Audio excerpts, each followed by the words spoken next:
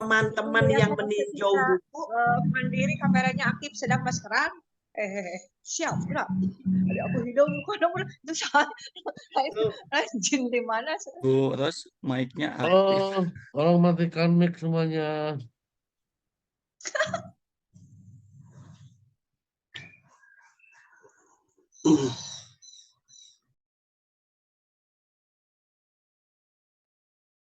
Mic-nya Bu Dokter, izin. Nah, saya yang dimatiin ya. Jadi apa namanya? Contoh misalkan setelah Lebaran Bapak dan Ibu PKM-nya di tempat Pak Sugeng ya, di sana banyak kajian yang bisa dilakukan gitu ya. Satu misalkan Bapak dan Ibu bisa mengetahui model pembelajaran yang dilakukan oleh LKP-nya Pak Sugeng seperti apa. Bagaimana pembiayaannya, struktur pembiayaan apa saja yang dilakukan, apalagi LKP-nya Pak Sugeng sudah bekerja sama dengan Dirjen Vokasi misalkan, bagaimana kondisinya kan bisa digali banyak gitu, terus enak sesama teman kan bisa infonya lebih luas gitu. Yang berikutnya ada yang melakukan PKM ya, pengabdian kepada masyarakat, misalkan melakukan pelatihan mengenai manajemen di petani sekitar mitra sasarannya Pak Sugeng gitu. Itu salah satunya yang bisa kita jangkau. Atau juga melatih misalkan mitra sasaran Pak Sugeng untuk menjadi barista gitu. Ditingkatkan yang asalnya petani penggarap menjadi petani profesional. Jadi ada yang bisa dilakukan gitu ya. Nah, untuk kebijakan teman-teman juga bisa seperti itu. Jadi satu, menganalisis mengenai bagaimana kebijakan LKP-nya Pak Sugeng untuk mengelola pelatihan tersebut gitu. Apa saja dasarnya, kaitkan dengan aturan-aturan, misalkan aturan di Dirjen Vokasi seperti apa, aturan di Kemenristek-Dikbud seperti apa. Nah, harapannya dari kegiatan Bapak dan Ibu, dari tinjauan ada yang meninjau kebijakan, ada yang meninjau pembiayaan, ada yang meninjau mengenai manajemen dan PKM-nya. Nanti LKP-nya Pak Sugeng itu ada feedback, ada nilai tambah gitu. Jadi keberadaan Bapak dan Ibu ini di sana itu memberikan nilai tambah, memberikan warna dan bermanfaat bagi LKP-nya gitu. Jadi Pak Sugeng nyuguhan nanti ke sana juga nggak cuma-cuma gitu loh ya. Terus yang berikutnya LKP Pak Sugeng juga jangan baper ketika ada teman-teman yang menanyakan, apalagi mengenai keuangan kan suka agak sensitif ya, atau juga ada yang memberikan saran. Yang jelas saran itu tidak untuk menyalahkan ya, tapi memberikan masukan supaya Pak LKP-nya Pak Sugeng ini mendapatkan manfaat, yaitu melakukan perbaikan gitu loh. Itu harapannya seperti itu. Jadi Bapak dan Ibu mendapatkan hasil penelitian dan pengabdian kepada masyarakatnya, LKP sasarannya, LKP mitranya juga mendapatkan nilai tambah, yaitu upaya perbaikan. Kan kalau orang yang main catur, yang di luar mah kadang-kadang suka lebih pinter ya Pak ya gitu, dibanding yang main catur sendiri gitu. Nah, harapannya seperti itu ya. Jadi tolong direncanakan sebaik-baiknya Pak Yuyus, siapa yang mau meninjau apanya gitu. Jadi efektif kegiatannya. Mengingat waktu juga, mengingat sumber daya kita juga, ibu-ibu dan bapak-bapak kan orang-orang yang sibuk ya, sangat terbatas. Jadi kalau direncanakan dengan bagus, insya Allah hasilnya juga akan bagus ya. Begitu mungkin untuk tugas Bapak dan Ibu, ada yang mau didiskusikan lagi? Silahkan.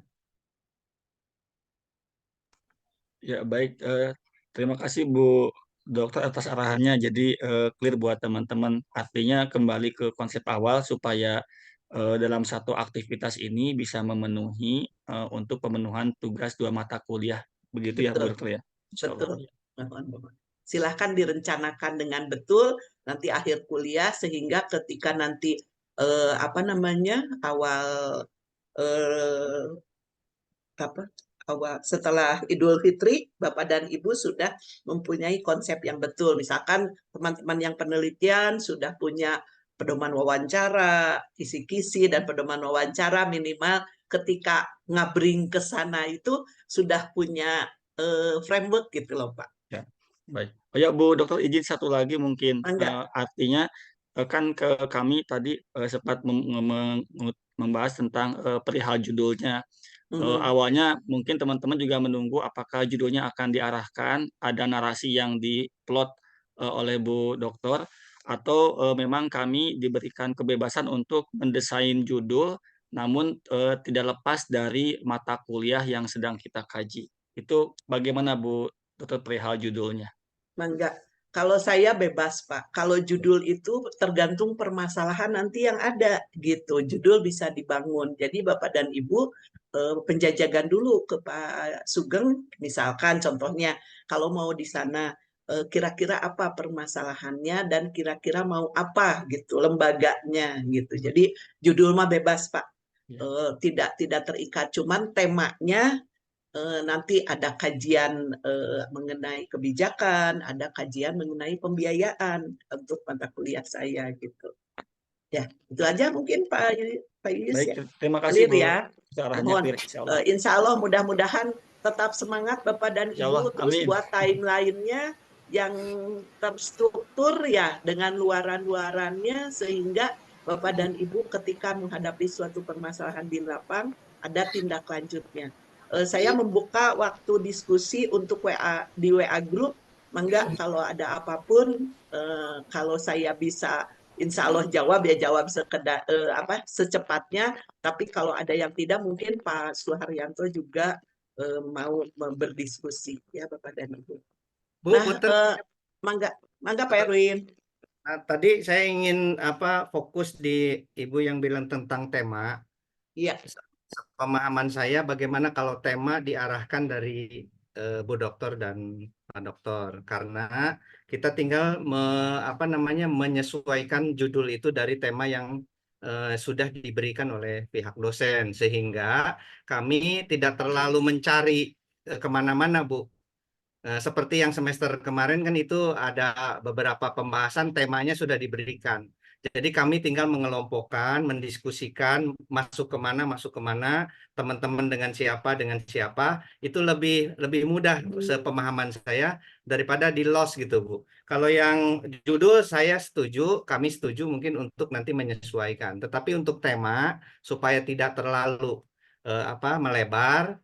Jadi saya ingin menukik gitu, Bu, pakai itunya Bu Rita itu. Jadi menukik gitu.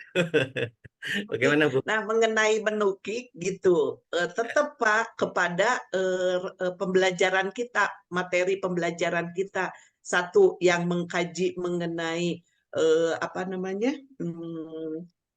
manajemen pembiayaan di lembaga tersebut. Tentunya kalau manajemen kan Bapak nanti meninjaunya menggunakan teori apa, apakah manajemen strategi konsepnya atau juga menggunakan manajemen nyateri gitu. Kalau manajemen strategik lebih cocok misalkan satu berkaitan nanti dengan langkah-langkahnya, satu analisis lingkungan internal, analisis lingkungan eksternal, perencanaan strategik mengenai kalau PKM kan mungkin kegiatan pengabdiannya, kegiatan pelatihannya gitu.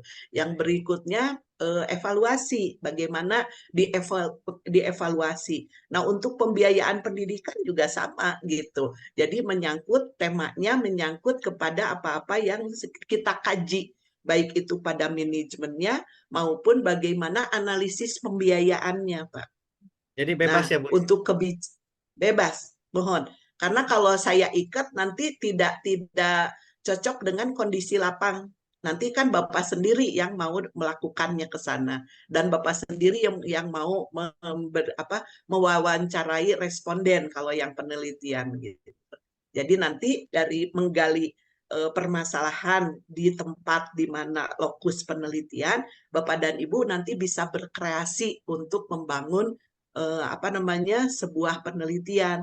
Nah, nanti temanya ya satu mengenai analisis pembiayaannya, manajemen pembiayaan, yang dua mengenai kajian kebijakannya gitu. Jadi tinjauannya saja Pak yang di switch nantinya, tergantung Baik, lapangannya. baik Bu, baik, Iya, paham. Ya, paham. ya. Terima Kalau saya ikat nanti tidak cocok Pak. Jadi diberikan sebebas-bebasnya. Karena kan kita merdeka belajar ya. Merdeka belajar mah tergantung daripada apa temuan Bapak dan Ibu gitu. Baik, kalau tidak ada lagi nanti kita mungkin sambil jalan ya mengenai membangun bagaimana tugas. Alhamdulillah partisannya sudah 32 ya. Semuanya. Hari Jumat depan juga ternyata libur lagi. Jumat mah libur ya, tapi 5 Sabtu kan ya. Jadi mudah-mudahan nggak libur sehingga materi kita bisa tuntas.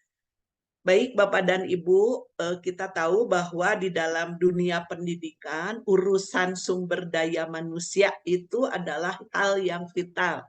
Kalau kita melihat skema sistem pendidikan, mulai dari raw input yang terdiri dari siswa, itu juga adalah manusia ya yang merupakan modal sosial daripada sistem pendidikan. Berikut juga bagaimana proses di dalam pendidikan itu mengelola sumber daya manusianya. Demikian juga di instrumental inputnya ya. Ada kalau mengacu kepada sistem nasional pendidikan, sumber daya manusia itu merupakan suatu hal yang sangat vital ya, yang perlu dikelola, baik itu kepala sekolah sebagai penentu kebijakan atau leader di suatu organisasi yang memberikan kebijakan, juga sumber daya manusia pendukungnya, contoh misalkan guru, tendik dan yang lain-lain kalau di sekolah. Nah kalau misalkan di organisasi yang umum, misalkan leader yaitu manajernya dan juga staff-staffnya. Nah, demikian juga yang di environmental inputnya ya. Jadi faktor lingkungan yang mempengaruhi proses pendidikan yang mengolah juga manusianya gitu ya. Dan output daripada suatu sistem pendidikan ya manusia juga ya. Ya, kalau outcome selain kemanusiaannya ya kembali kepada bagaimana mutu daripada organisasinya. Itu ya kalau kita tinjau dari sistem pendidikan. Jadi mengelola orang itu, mengelola manusia di dalam sistem pendidikan merupakan hal yang sangat vital. Izin share screen Bapak dan Ibu. Jadi ada teori yang namanya human capital dalam dunia pendidikan ya. Jadi Bapak dan Ibu tentunya sudah mengalami, sudah paham betul apa yang menjadi dasar di dunia pendidikan, ya modal orangnya. Terkait kita selalu fokus kepada bagaimana orang tersebut dihargai. Akhirnya mengeluh mengenai take home pay, mengenai tunjangan dan lain-lain gitu ya. Kita disarukan kepada hasil gitu, tidak bagaimana mengelola orangnya. Sebetulnya teori-teori manajemen sumber daya manusia yang mendukung pendidikan itu sangat banyak ya sebetulnya. Cuman sekarang tergantung daripada organisasinya mau dipakai atau tidak gitu kan. Tergantung juga faktor bagaimana kondisi daripada organisasi tersebut dan itu sangat. Tapi kalau misalkan di dunia industri, manajemen sumber daya manusia ini sangat-sangat sudah dilaksanakan dengan baik ya. Jadi sesuai aturan, bagaimana mereka menggunakannya. Nah, contoh kalau di dunia industri misalkan, urusan asuransi juga ya, itu merupakan suatu hal yang betul-betul diperhatikan gitu. Kalau di kita di pendidikan kan asuransi itu merupakan suatu hal yang terutama bagi teman-teman yang bukan PNS ya. Asuransinya hanya dari Allah Subhanahu wa taala gitu ya, tidak dibangun dari organisasinya. Nah, hal-hal itu mungkin yang menjadikan bagaimana kita mengelola sumber daya manusia di satuan pendidikan itu harus betul-betul gitu ya, sesuai dengan apa yang keharusannya, apa yang dipersyaratkannya, sehingga memberikan balikan sebetulnya, balikan kepada organisasinya. Kalau misalkan organisasi yang mengelola sumber daya manusianya itu dengan baik, sesuai dengan visi misinya, sesuai dengan tujuan organisasinya, maka sumber daya manusianya ini memberikan balikan yang sangat bagus untuk kemajuan suatu organisasi itu. Dalam bentuk apa?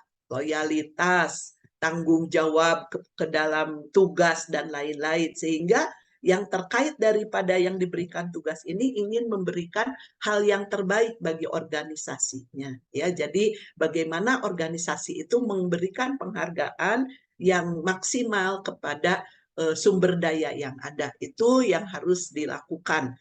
Nah, teorinya itu ada pada human capital dalam pendidikan ya. Ada yang sudah biasa ini ekonom kita nih Pak Erwin, kira-kira untuk human capital itu apa sih dasarnya? Baik, Bu. Dari pemahaman saya tentang human capital dalam pendidikan, tentunya ini kan secara garis besar bahwa manusia itu ternyata dalam hal ini sumber daya manusia merupakan modal yang penting, baik itu dalam bidang bisnis maupun dalam bidang yang lainnya. Kaitannya dengan sektor pendidikan, tetap bahwa yang namanya sumber daya manusia yang dalam hal ini manusia sebagai penggerak atau yang menjalankan daripada organisasi itu tentunya harus mendapatkan menempatkan posisi yang sangat penting, Bu. Sehingga memang dari kesemuanya itu manusialah atau sebagai operator manusialah yang menjalankan usaha ataupun menjalankan organisasi tersebut. Jadi bagus tidaknya suatu sistem ternyata harus diimbangi dengan sumber daya manusia yang kompeten, Bu. Itu dari saya, Bu, pemahamannya. Betul, betul sekali Pak Erwin ya. Jadi pengelolaan sumber daya manusia ini sangat penting dilakukan pada sistem pendidikan. Nah, karena apa? Modal yang paling utama ini ya manusianya ya, baik dari modal sosialnya, modal intelektual dan lain-lain. Sehingga dengan memanfaatkan dalam arti yang positif tentunya, maka atau mengelola sumber daya manusianya, tadi saya kembalikan bahwa organisasinya akan memberikan balikan yang positif untuk organisasi tersebut ya. Jadi pengelolaannya harus betul-betul. Nah, manfaat yang diperoleh individu selain pengetahuan, keterampilan ini mungkin yang bisa diberikan manfaat oleh individu bagian daripada organisasinya akan memberikan balikan kepada organisasinya, dan juga individu akan memberikan manfaat, yaitu misalkan satu, bagaimana memberikan pendapatannya yang lebih meningkat, atau bagaimana dari organisasi itu diberikan penghargaan yang lain, sehingga modal sosial daripada individu ini bisa muncul ya. Itu yang namanya teori daripada human capital yang mendasarinya. Sebetulnya ingin membangkitkan bagaimana sumber daya manusia di organisasi itu untuk tetap loyal kepada organisasinya dan memberikan manfaat yang sangat besar untuk organisasinya. Ya, itu yang kalau dikelola dengan baik dan benar dan diberikan penghargaan. Upaya penghargaan itu tidak hanya reward dalam bentuk materi, tapi juga penghargaan-penghargaan yang lain tentunya ya. Jadi misalkan penghargaan bagaimana mereka diberikan kesempatan untuk meningkatkan pengetahuan, atau diberikan pelatihan-pelatihan, diberikan kursus-kursus untuk meningkatkan kompetensi mereka. Karena kompetensi yang dikeluarkan oleh anggota organisasi itu memberikan dampak yang sangat positif bagi luaran organisasinya. Jadi betul-betul harus dikelola dengan baik ya. Nah, mengenai kompetensi itu kita bisa melihat bagaimana organisasinya itu sehat dan tidak ya. Kalau misalkan organisasinya ini didukung oleh sumber daya manusia yang kompeten, biasanya ini untuk cerminan organisasi itu baik ya. Kalau misalkan dilihat bagaimana satu kompetensi daripada individu yang mendukung, bagaimana kompetensi kepribadian individu yang mendukung. Nah, ini sangat baik untuk organisasi tersebut berada, sehingga individu itu bisa bekerja dan memberikan hasil maksimal kepada organisasi. Nah, jadi di dalam ilmu organisasi pendidikan biasanya kan ketika masuk ke dalam organisasinya itu tergantung juga kondisi organisasinya, tergantung satuan pendidikannya. Merasa sudah biasa jadi guru ya jadi guru, harus paham gitu. Tapi tidak diberikan penambahan nilai tambah bagi guru tersebut. Misalkan diberikan reward dalam bentuk misalkan pelatihan, reward dalam bentuk asuransi dalam pekerjaan, reward dalam bentuk asuransi kesehatan, sehingga guru itu full melakukan tugasnya. Nah, biasanya ya sesuai dengan kondisi organisasi yang ada lah, mengalir apa adanya. Sebaiknya itu dirubah gitu. Bagaimana organisasi sekolah itu supaya cepat bisa menyesuaikan, jadi mengelola kondisinya. Nah, yang berikutnya juga mengelola SDM itu tidak kepada yang berdinas saja gitu ya, tapi juga yang mau purna tugas juga harus dikelola. Saya bandingkan kalau misalkan di perusahaan industri yang sudah bagus gitu. Kebetulan saya kemarin ikut di dalam organisasi di perusahaan Dudi Global ya. Jadi mereka betul-betul merencanakan bagaimana peningkatan kapasitas daripada organisasinya.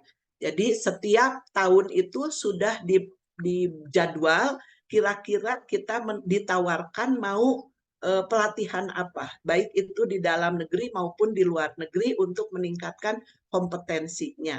Jadi bagian SDM ini memberikan form kepada kita mau pelatihan apa sesuai dengan kompetensi yang mau kita tingkatkan. Nah, itu untuk mereka rencanakan untuk tahun depan pelaksanaannya ya pelatihannya sesuai dengan kompetensi yang kita lakukan.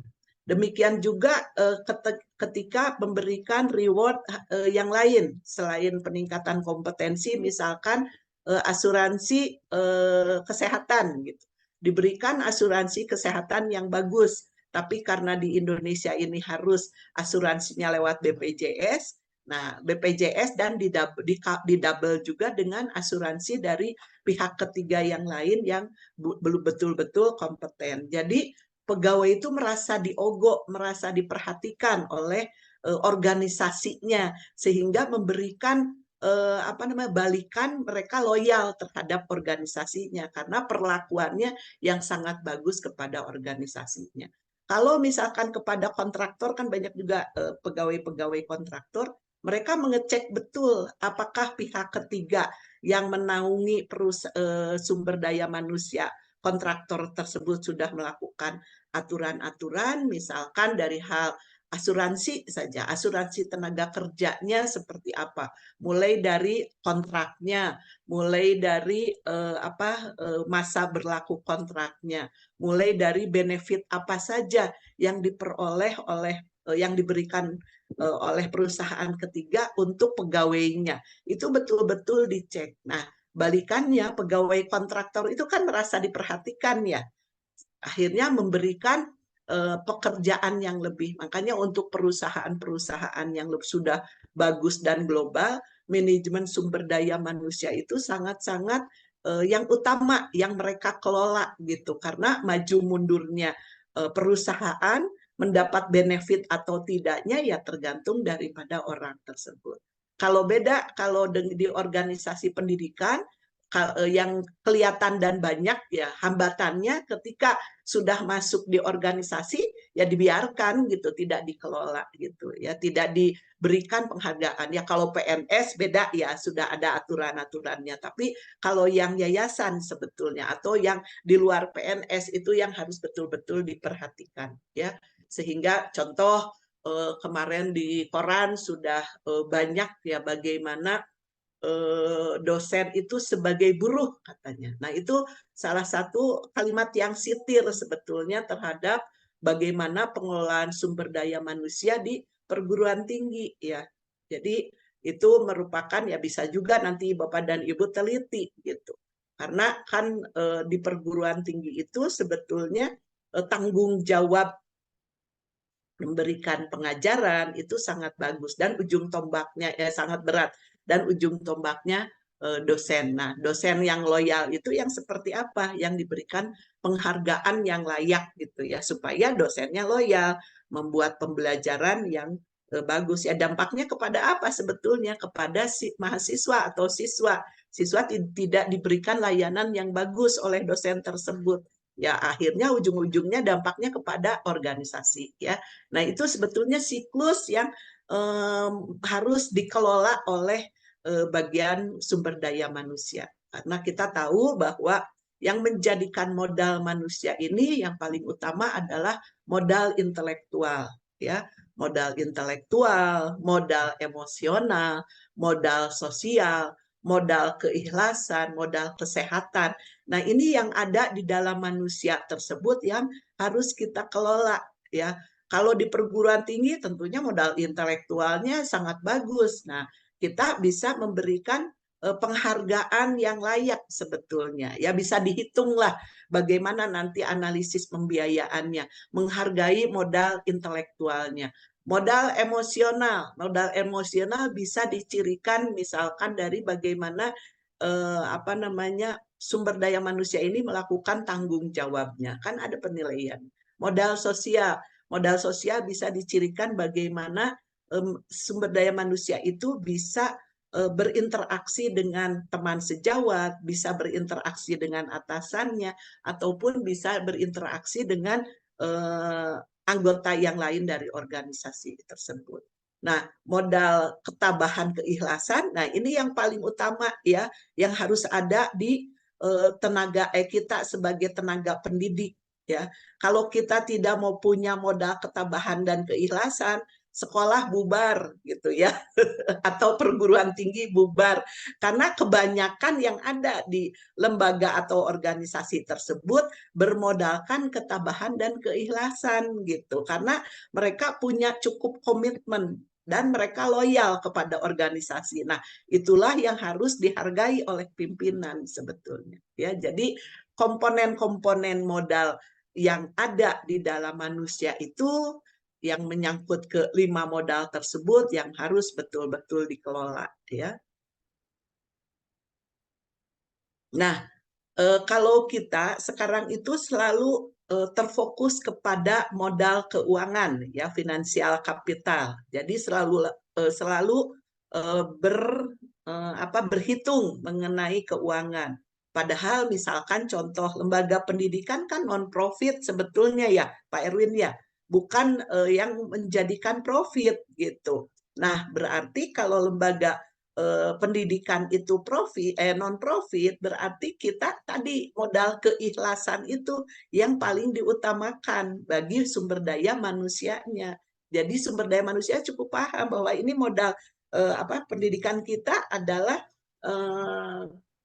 non-profit, bukan suatu organisasi yang menghasilkan suatu produk yang menjadikan modal finansial itu yang paling utama. Tidak seperti itu ya untuk lembaga pendidikan.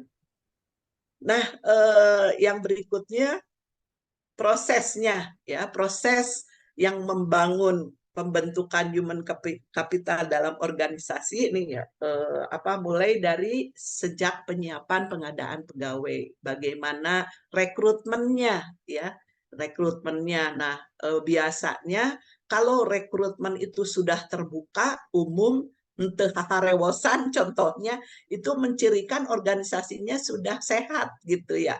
Jadi misalkan di surat kabar atau di web atau apapun sudah ada lowongan kerja untuk merekrut pegawai gitu. Itu biasanya organisasinya sudah clear ya. Jadi mereka sudah go public. Tapi untuk sekarang kan banyak ya, kita bisa masuk ke LinkedIn atau juga bisa masuk ke job ada website khusus untuk pekerjaan ya. Tapi dicirikan dengan bagaimana seringnya organisasi itu mengeluarkan maklumat atau pengumuman mengenai rekrutmen bagi pegawai. Berarti kondisi organisasinya bisa dicirikan. Yang berikutnya bagaimana melakukan proses seleksinya. Jadi tidak seada-adanya, karena suatu kegiatan yang bermutu tentunya tergantung daripada operatornya tadi kata Pak Erwin gitu ya. Jadi seleksi ini juga sangat penting ya, seleksi berdasarkan kriteria gitu ya. Contoh misalkan kalau mengajar di S3 golongannya harus lektor minimal lektor kepala, doktor gitu ya. Itu suatu persyaratan yang harus dilakukan. Jadi proses seleksi yang utama. Yang berikutnya tadi memberikan pelatihan. Ya, pelatihan itu harus ya untuk meningkatkan kompetensi daripada pegawai. Nah, contoh kalau di perguruan tinggi gitu ya, dibiarkan saja gitu, tidak dijadwalkan kapan misalkan dosen bisa meningkatkan kapasitasnya. Jadi tergantung daripada keinginan dosen, mau ikut webinar lah, mau sekolah lah, terserah lah pokoknya mah gitu ya. Itu yang kurang baik gitu. Yang berikutnya penempatan. Jadi penempatan itu harus sesuai dengan kompetensi yang dibutuhkan oleh organisasinya. Ya, yang demikian juga dalam pengembangan. Pengembangan juga harus dianalisis bagaimana organisasi itu mengembangkan sumber daya manusianya sehingga kompetensinya bisa mendukung daripada tujuan organisasi. Yang berikutnya pemberian kompensasi. Nah ini biasanya tujuan yang biasa kita lakukan. Gua dapat apa dulu nih gitu ya sebelum kita melakukan tugas, berhitung-hitung dulu. Nah kalau untuk mengajar, untuk dosen, pemberian kompensasi ini menjadi hal utama, bubar sekolahnya, nggak ada yang mau ngajar ya gitu.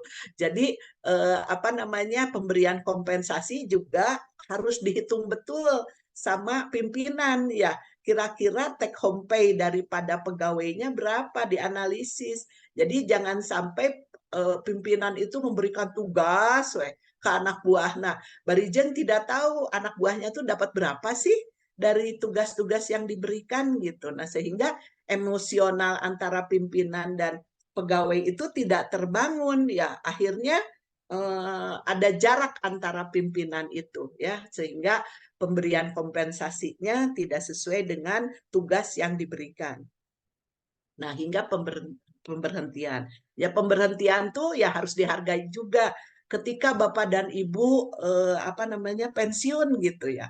Kalau dihargai itu kan enak gitu ya, kekeluargaan, merasa diberikan penghargaan. Tidak misalkan hanya diberi surat pemberhentian, aduh itu mah geri hati pisan. Akhirnya balikannya kita kan sakit hati, mendoakan organisasinya supaya hancur. Nah itu ya bahasa langit itu yang harus dihindari.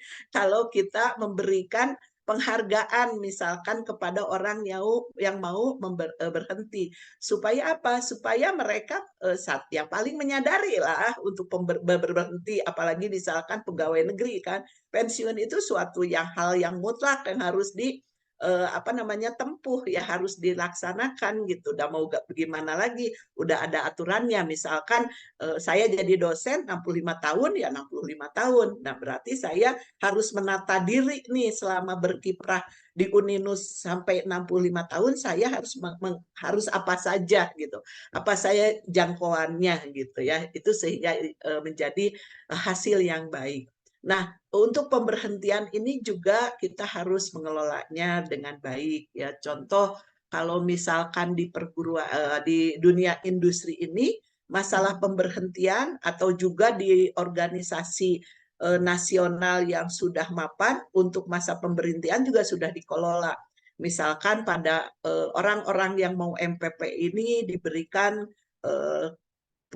kewirausahaan supaya mereka tidak mengalami post power syndrome gitu ya.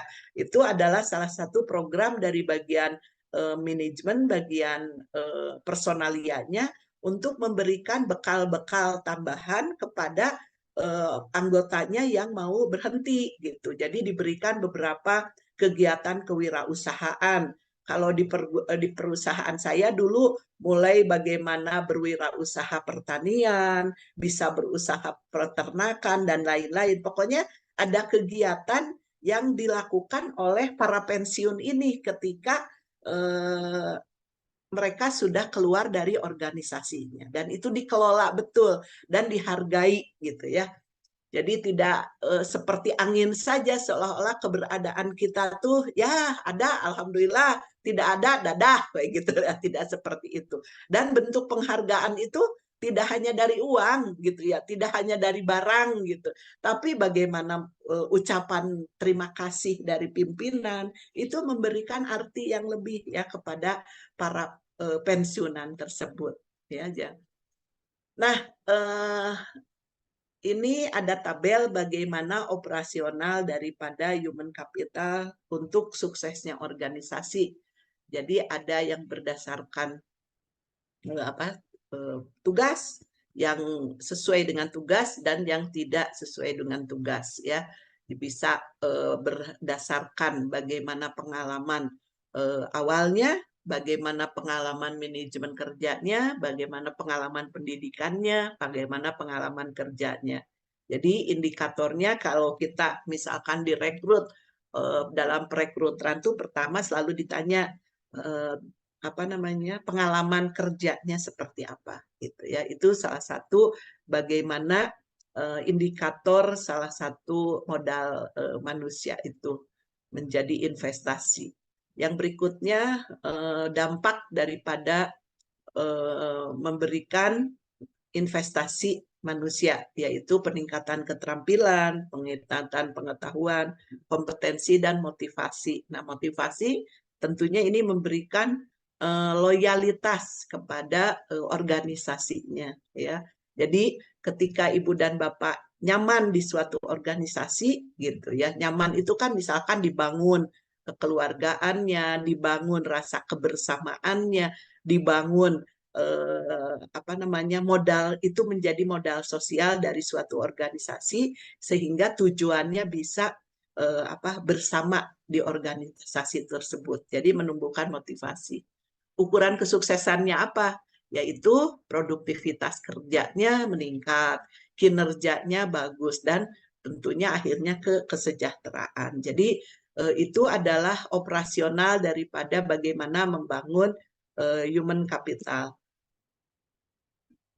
Jadi kalau misalkan human capital itu, kalau saya ceritakan itu sangat vital karena menyangkut pengetahuan, motivasi, sikap dan perilaku, dan juga didorong oleh emosi. Jadi framework daripada human capital ini ada 4 ya, bagaimana pengetahuannya itu dibangun, bagaimana motivasinya itu dibangun, bagaimana sikap dan perilakunya ini ditingkatkan, dan bagaimana emosinya dikelola. Nah, tugas individu daripada pekerja dan tugas individu pimpinan ini mengelola ini semua gitu, supaya ada klik gitu ya antara pimpinan dan anggota organisasinya untuk mengelola organisasi ke arah yang lebih baik. Nah, komponen daripada human capital tadi sebetulnya sudah saya ungkapkan, ada beberapa tapi dalam bentuk cerita gitu ya. Jadi human capital ini ada 5 komponen, mulai dari individual capability-nya, jadi kapabilitas perseorangannya. baik itu pengetahuan, keterampilan, pengalaman dari dia melakukan pekerjaan, ya. Yang berikutnya adalah individual motivation. Jadi motivasi individunya seperti apa? Mulai daripada aspirasi, bagaimana ambisinya, bagaimana motivasi bekerjanya, dan bagaimana produktivitasnya. Yang berikutnya adalah leadership, kepemimpinan, ya. Jadi kepemimpinan yang bisa mendorong atau mengelola semua organisasi sumber daya manusia, dan juga leadership yang di dalam organisasi yang mengelola sumber daya manusia ini yang harus mumpuni, yang harus bisa menjadi leader yang transformasional. Ya, kemarin Bapak dan Ibu sudah mendapatkan ciri-ciri leader yang transformasional supaya sebagai apa. Yang berikutnya adalah organisasi, iklim organisasi tersebut, ya. Kita bisa melihat bagaimana kondisi organisasi sehat dan tidak tergantung daripada hubungan antar individu di dalam organisasi tersebut, gitu. Bagaimana gaya kepemimpinan daripada leadernya, bagaimana individu mengelola individual capability-nya, motivation-nya, dan bagaimana tingkat loyalitas daripada individu tersebut. Nah, ini menjadikan workgroup-nya ini efektif dan efisien. Yaitu sebetulnya komponen daripada human capital yang harus dikelola baik oleh individu maupun oleh leadernya, ya. Nah, strategi manajemen pada human capital itu khususnya di perguruan tinggi, di lembaga pendidikan, mulai daripada kebijakan pimpinannya. Segala sesuatu tergantung daripada kebijakan pimpinannya. Makanya nanti kalau Bapak Ibu ke lapang bisa melihat bagaimana kebijakan pimpinan mengenai sumber daya manusia di organisasi tersebut.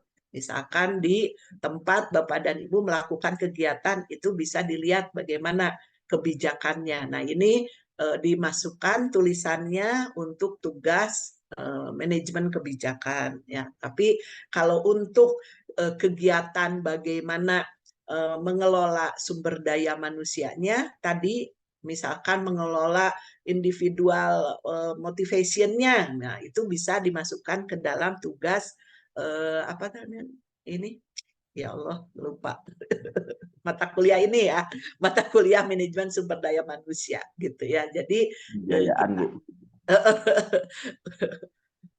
nah, desain programnya nanti ini bisa ditinjau oleh Bapak Ibu bagaimana proses rekrutmen dari sumber daya manusia tersebut. Kalau misalkan di lembaganya Pak Sugeng atau di pesantrennya Pak Kiai misalkan. Ini yang punten yang saya contohkan yang hafal aja, tidak mengurangi teman-teman yang punya organisasi, gitu ya. Jadi dilihat bagaimana proses rekrutmennya. Kalau di lembaga Pak Sugeng dilihat rekrutasi ketika merekrut pegawainya, gitu. Kalau di lembaganya Pak Misbah mungkin dilihat bagaimana proses rekrutmen mulai dari siswa, bagaimana proses rekrutmen daripada guru-gurunya, bagaimana proses rekrutmen daripada tenaga pendidiknya, tenaga non kependidikannya, gitu ya. Jadi mulai dari rekrutmen, bagaimana proses seleksinya, gitu ya, dilihat juga. Bagaimana pelatihan-pelatihan yang diberikan, ya, untuk meningkatkan kompetensi. Nah, sehingga nanti Bapak bisa menganalisis ketika organisasi itu sudah melaksanakan pelatihan-pelatihan bagi stafnya, maka stafnya bagaimana tingkat loyalitasnya, bisa cross check ke pegawainya, ya. Jadi Ibu dan Bapak bisa sambil ngobrol lah, gitu kan, tidak kelihatan wawancara terstruktur, bisa ngobrol, ya, bisa cross check bagaimana pengembangan secara profesional, bagaimana manajemen kinerjanya. Ini bisa Bapak dan Ibu pelajari, ya, tanyakan kepada orang-orang terkait. Makanya pada waktu melakukan mini riset ini, Bapak dan Ibu melakukan pendekatannya apa? Kualitatif apa kuantitatif? Kualitatif, Bu. Kualitatif itu dong. Jadi Bapak dan Ibu mendeskripsikan apa yang terjadi di sana dan menganalisis bagaimana kondisi yang ada, bagaimana potensi-potensi yang ada, sehingga bisa memberikan masukan untuk peningkatan sumber daya manusia pada organisasi yang tempat Bapak dan Ibu lakukan penelitiannya. Yang berikutnya kompensasi, ya biasanya kalau kompensasi kan suka rada riskan nanyanya ya gitu ya. Jadi Ibu dan Bapak pertanyaannya bisa lebih bisa bisa mengarahkan, misalkan pendapatnya apakah mencukupi sesuai UMR apa tidak gitu kan, bisa digali seperti itu. Terus kompensasi apa saja yang diberikan selain uang gitu. Misalkan tadi kompensasinya salah satunya benefit dari asuransi, apakah sudah ada asuransi tenaga kerja, apakah ada asuransi kesehatan dan lain-lain, itu bisa digali. Dan bagaimana proses pemberhentiannya, misalkan dari waktu, terus bagaimana caranya, misalkan kalau di LKP-nya Pak Sugeng, kalau pada akhir pemberhentian harus bisa mendidik stafnya untuk menggantikan posisinya. Itu suatu hal yang bagus supaya tidak mengganggu organisasi, ya. Jadi yang berikutnya meningkatkan kinerja organisasi, tentunya untuk prestasi pegawai yang merupakan strategi daripada organisasi. Nah, sehingga Bapak dan Ibu nanti membuat kunci apa saja yang dibutuhkan untuk melaksanakan strateginya untuk meningkatkan kompetensi dan motivasi daripada pegawainya. Nah, nanti ke pengelola atau kepimpinan dilihat juga bagaimana staffingnya, bagaimana planningnya, bagaimana cara rekrutmennya. Nah, ini adalah apa yang harus ditinjau oleh Bapak dan Ibu ketika melakukan penelitian di lapangan untuk mengetahui kondisi bagaimana manajemen sumber daya manusia, nanti juga manajemen pembiayaan bisa yang terjadi di organisasi tersebut, ya. Jadi itu tahapan-tahapan yang menjadi nanti dasar Bapak dan Ibu untuk pertanyaan-pertanyaan Ibu di lapang. Nah, ini yang bisa nanti ditanyakan ke pengelola ataupun pimpinan organisasi tersebut. Jadi bagaimana perencanaan staffingnya, mulai rekrutmen, seleksi, dan orientasi atau sosialisasi, bagaimana perencanaan sumber daya manusianya sesuai dengan kemajuan organisasi gitu. Contoh misalkan di perusahaannya Pak Sugeng tahun ini merekrut 10 orang stafnya, tahun depan harus misalkan menjadi 15. Bagaimana caranya nanti digali oleh Bapak dan Ibu. Nah, yang berikutnya adalah tujuan daripada organisasinya dan strateginya bagaimana. Nah, ini merupakan salah satu bagian dari apa yang harus digali oleh Bapak dan Ibu ketika melakukan penelitian mengenai pembiayaan pendidikan di lapangan, ya. Jadi ini bisa dikembangkan menjadi pedoman wawancara sebetulnya. Nah, berikutnya satu slide lagi.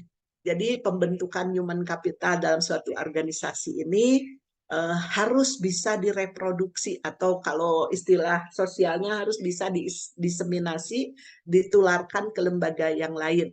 Nah, ini ada persamaan menurut Economic Literature Education, ada persamaan yang modal manusia ini merupakan fungsi daripada kemampuan individu, waktu yang dihabiskan, dan sumber yang digunakan, serta latar belakang keluarga. Ya.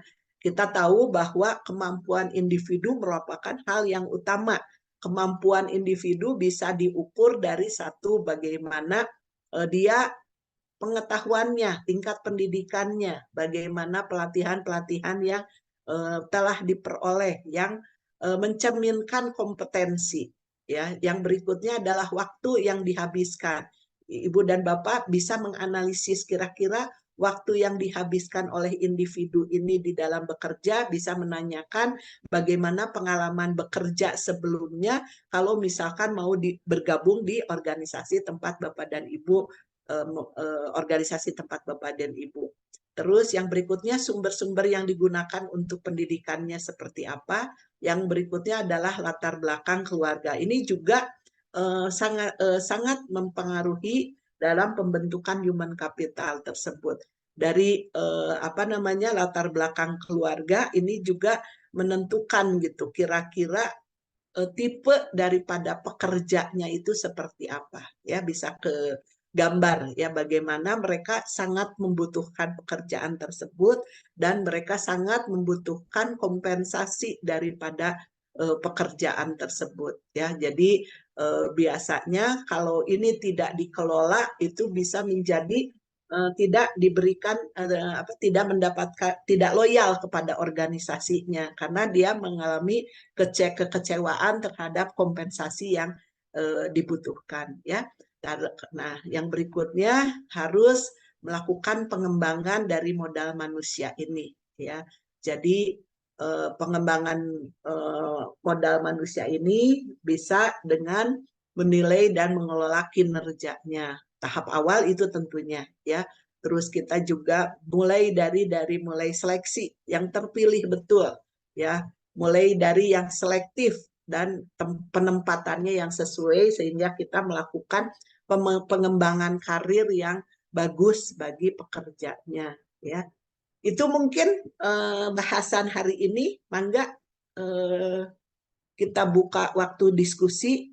Mungkin ada koreksi dari diskusi kita ataupun pengembangan ataupun ada hal-hal yang Bapak dan Ibu yang mau ditanyakan mengenai tugas. Mangga, silahkan Pak Yana.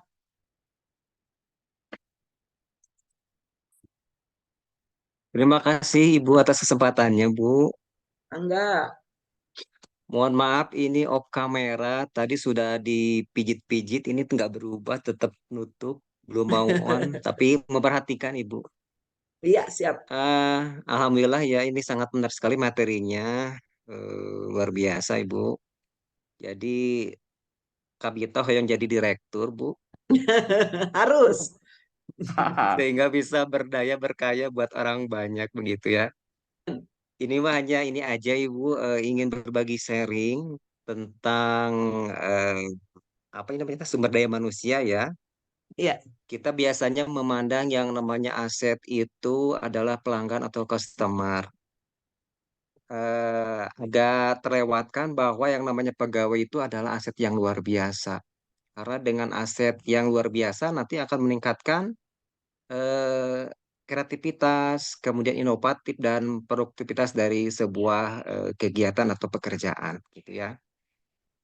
Eh, jadi hal yang paling mutlak adalah meningkatkan well-being karyawan atau kesejahteraan psikologis karyawan. Di sini saya ingin tahu nih, kan banyak direktur di sini ya, Pak Sugeng, kemudian Ustadz Misbah, Pak Imam, Pak Iwan sebagai kepala sekolah atau para pengusaha. Ini gimana sih apa dengan dapat ilmu seperti apa kaitan materi yang hari ini didapatkan dengan praktek yang dilakukan di tempat masing-masing dalam rangka meningkatkan human capital di masing-masing tempat Bapak Ibu bekerja. Itu aja Ibu. Punten seperti itu pertanyaannya. Iya. Terima kasih. Terima kasih Pak Yana, baik sekali ya. Jadi Sama-sama. betul Bapak dan Ibu semua, sumber daya manusia ini merupakan aset yang sangat besar dan ini biasanya dinafikan gitu di apa ya istilahnya, bukan tidak diakui tapi tidak diungkapkan gitu ya Pak Yana gitu. Jadi akhirnya tidak dikelola dengan bagus karena sebetulnya kalau memandang sumber daya manusia sebagai aset ini tadi ungkapkan Pak Yana akan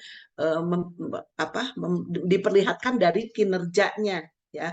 Misalkan bagaimana pekerjanya ini mendapatkan kesejahteraan yang layak gitu ya.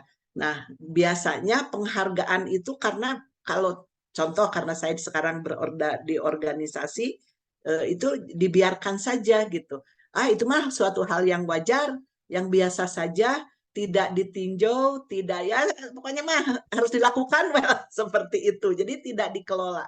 Nah, itu belum memandang bahwa sumber daya manusia itu sebagai aset.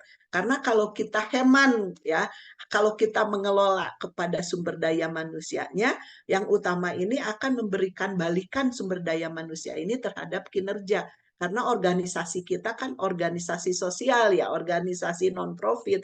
Sehingga itulah yang perlu dikelola, yang diberikan penghargaan yang bagus, yang diberikan kesejahteraan yang bagus, sehingga memberikan balikan kepada organisasinya dengan memberikan kinerja yang bagus. Setuju sekali Pak Yana, cuman untuk bagaimana kondisi di perusahaan-perusahaan teman-teman, saya tidak bisa menjawabnya ya. Mungkin silakan Bapak dan Ibu bisa sharing di sini untuk pertanyaan Pak Yana seperti apa untuk yang pertanyaan kedua. Boleh, Bu? Mangga, silakan Pak Sugeng. Terima kasih. Ini bagi teman-teman yang penelitian bisa jadi bahan tulisan ini jawaban Pak Sugeng. Nah, aduh, terima kasih, Bu.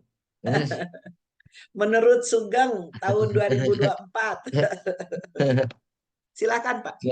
jadi menurut saya Bang, manusia itu nomor satu, Bu, dari semua yang ada ya, yang dari ilmu apapun namanya manusia number one. Jadi karena memang apapun pistolnya, sebagus apapun senjatanya, tapi manusianya lah yang menentukan ke bidik sasarannya. Jadi ya apa namanya itu kalau saya memandang manusia ini adalah yang memberikan peran maju mundurnya suatu usaha, entah itu di sekolah swasta ataupun di perusahaan gitu. Nah, di sini saya ada satu departemen yang namanya Human Resources itu. Ya, kalau di sini ada Human Capital itu setelah saya baca tadi saya dengerin dari Ibu memang mirip-mirip nih sebenarnya. Human Capital sama Human Resources yang kalau Human Resources kan satu departemen itu. Iya, Nah, departemen ini lembaganya kan Pak. iya kan ada orang-orang, ada pimpinannya lagi, ada dia punya wakil, jadi wakil yang namanya wakil manajer ini rekrutmen tuh. Nah, kembali pada topik yang sekarang ini human capital ini memang eh, kembali lagi saya percaya maju mundurnya perusahaan atau usaha itu tergantung dari cara merekrut orang gitu. Jadi kalau salah di sini udah salah semuanya gitu. Jadi kalau ngasal di sini tumbanglah perusahaan itu gitu. Sehebat apapun itu si bosnya. Kalau salah di awal ini memang jadi masalah, Bu. Nah, untuk yang di LKP saya sendiri itu selain memang ada departemen yang memang khusus apa namanya yang mempunyai pekerjaan untuk rekrutmen, baik rekrutmen itu pegawai maupun rekrutmen peserta didik, Bu. Nah, kalau pegawai sama peserta didik itu kan tentu beda ya. Tapi intinya planningnya sama planningnya. Nah, disinilah yang saya bikin planning itu, Bu, kalau untuk siswa terutama ya, kalau peserta didik itu saya sebelum melakukan rekrutmen itu manajer dari HRD lah ya, Bu ya, Human Resource Departemen ini, HRD manager lah itu. Ini bikin yang namanya persiapan dalam hal ini merencanakan untuk mengumpulkan banyak staf dan termasuk orang luar, Bu. Misalnya ini mau kita misalnya gini, kita sekarang ini mau bikin program apa nih? Program yang ke arah untuk usaha, anak-anak yang lulus harus usaha, atau memang kita didik mereka setelah barista ini harus kerja kan itu. Nah, kerjanya ini harus apakah harus di dalam negeri saja ataukah keluar. Nah, ini berarti kan melibatkan banyak pihak. Jadi nanti melibatkan ada perbankan kan gitu. Nah, kalau misalnya contoh saya misalnya ya, ini saya sebagai direktur bilang, Pak, tolong tahun ini kita bikin 2 program, yaitu program untuk kewirausahaan nanti terpisah tentunya dengan program kecakapan kerja. Nah akhirnya oke Pak, sekarang saya bikin program kecakapan wirausaha dulu. Nah, akhirnya di sinilah kita panggil tuh Pak, Bu, orang dari BRI gitu. Kemudian orang dari digital apa namanya marketing apa orang luar Marketing. nih Bu. Ya, jadi kita outsource di ceritanya kita undang gitu.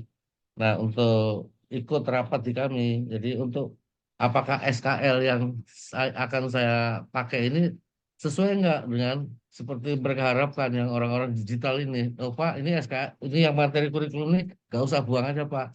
Masukkan kurikulum yang baru sekarang ini, misalnya TikTok lebih diutamakan Pak. Kalau misalnya untuk medsosnya misalnya gitu. Nah mereka lah yang ngomong Bu. Nah termasuk kan dari perbankan ini BRI bilang Pak ini materi-materi yang saya masukkan sini mending ke arah self improvement dulu. Nanti habis itu bagaimana tata cara mereka pinjam duit tanpa agunan. Nah gitu.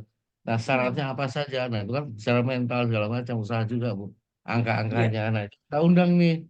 Nah kapan kapan kapan dia ngajar dan seterusnya. Jadi bicara terus kapan permagangan. Nah ini kan kita bicara ke sana. Mateng dulu nih. Terus lalu bagaimana cara apa namanya permagangan itu di beberapa poultry shop, di beberapa coffee shop gitu ya. Apakah cukup di 5 coffee shop atau 10 coffee shop? Terus siapa aja nih? Kita undang juga, Bu. Lalu bagaimana evaluasi kegiatannya nanti? Siapa yang mengevaluasi? Terus parameter apa yang dipakai? Terus nanti akhirnya outputnya apa yang kita harapkan. Nah, ujung-ujungnya memang outcome sih untuk portofolio LKP itu sendiri, Bu. Nah, seperti ya, itulah hebat. contoh-contohnya. Itu dari sisi masih planning saja nih, Bu. Belum nanti dia Iya, pelaksanaan. Nah, kira-kira seperti itu, Bu. Jadi ya. saya melihat Terima apa yang kasih disampaikan ini Pak number Sugeng. one. Ya, Bu. Betul, Ya, terima kasih Pak Sugeng. Berarti apa LKP Pak Sugeng itu sudah hebat sekali ya. Di sana ada bagian HR-nya yang mengolah sumber daya manusia dengan kegiatan-kegiatannya yang sudah terstruktur, malahan sudah ada praktisi yang bekerja sama ya. Nah, modeling daripada LKP yang seperti inilah yang nanti ditinjau oleh Bapak dan Ibu nanti supaya nanti modelnya bisa didiseminasi di LKP yang lain. Nah, ini bisa jadi untuk bahan tesis juga ya bagi Bapak dan Ibu ketika meninjau di LKP Pasugeng khususnya mengenai bagaimana membangun kapital apa namanya memanage sumber daya manusianya gitu ya bisa menjadi model. Terima kasih Pak Sugeng, nanti mungkin dilanjutkan oleh teman-teman yang penelitian dan juga nanti bisa ditulis sehingga model daripada LKP ini bisa menjadi role model bagi model apa LKP yang lain ya. Terima kasih Pak Sugeng. Yang Terima berikutnya sama-sama, Bu. Pak kasih Pak Erwin, Sugeng. Ya, ya. Bu, informasi aja, Bu. Boleh tambahkan sedikit aja, Bu. Sedikit saja, mangga. boleh? Ya, kebetulan di LKP ini saya ini Bu sedang mendapatkan apa namanya kepercayaan dari Kementerian atau Direktorat Jenderal Vokasi. Jadi dengan 5 mahasiswa MSIB Bu.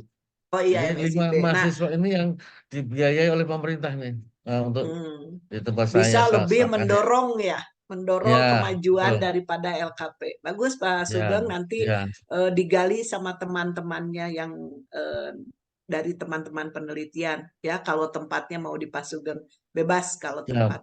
Sekali lagi Terima saya siap kasih Bu. Pak Sugeng. Ya, makasih Bu. Mangga Pak Erwin. Baik, Bu. Bismillahirrahmanirrahim.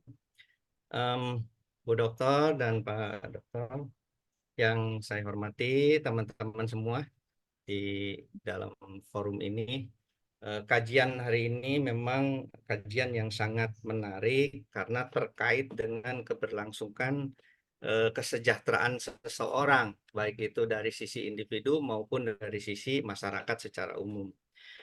Yang menjadi pertanyaan adalah saya ingin masuk ke dalam satu poin di mana